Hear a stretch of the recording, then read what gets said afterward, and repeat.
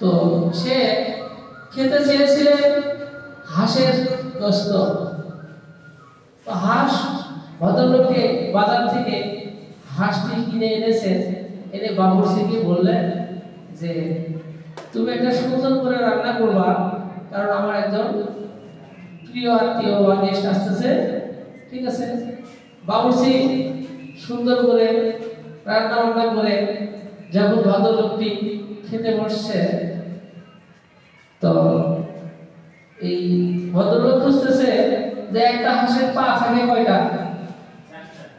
পা থাকে দুইটা। তো পায়রানের গোশত খুঁজতেছে দুইটা, দুইটা নিব, তো খুঁজে দেখে একটা নাই। তো যখন একটা নাই তখন ওরা কিছু বলেনি, বলছে খাওয়া দাওয়া শেষ হয়ে গেছে, বাবুর্চিকে ডাক দিছে, এই দিকে আসো।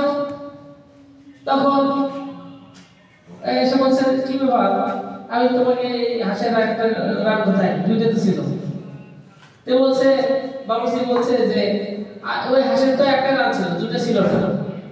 ভদ্রলোক বলে যে হাঁসের কোনোদিন একটা পা থাকে দুইটা থাকে। তখন বলছে না, আপনি যেটা কিনছেন ওটা একটাই ছিল।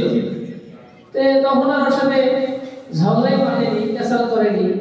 তখন বলছে একটা যে থাকে, ভদ্রলোক তো জানি দুইটা ছিল, তুমি আমাকে একটু পরীক্ষা করে দেখাও। তো বলছে আমার সাথে চলুন। কোথায়? পুকুর পাড়ে। তো আস্তে আস্তে ভদ্রলোকটি তার সাথে পুকুর পাড়ে গেছে, যাই বলছে বাবুর্চি বলছে দেখেন তো স্যার, দেখা যাচ্ছে ওই যে হাঁস করে একটা পায়ে একটা পা তুলে রাখে।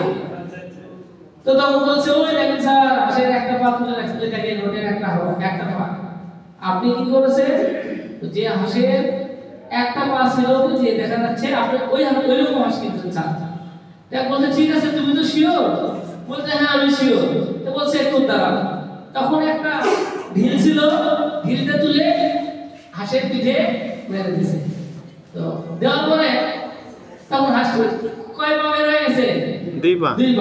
তাহলে ভদ্রলোক লোকটি ভদ্রভাবেই ব্যবহার করে প্রমাণ করে দিলেন যে আসলে এটা কি, যে ও ভুল করছে। মানে আমরা এই গল্প থেকে আমরা শিখে নিব যে ভুল যদি কেউ করে থাকে বা আমরা করি, আসলে সেভাবেই ধরা উচিত যেভাবে ভুলটা সুন্দরভাবে গচ্ছিতভাবে প্রমাণ করা যায়। ঠিক আছে স্যার, সবাইকে ধন্যবাদ। আসসালামু আলাইকুম।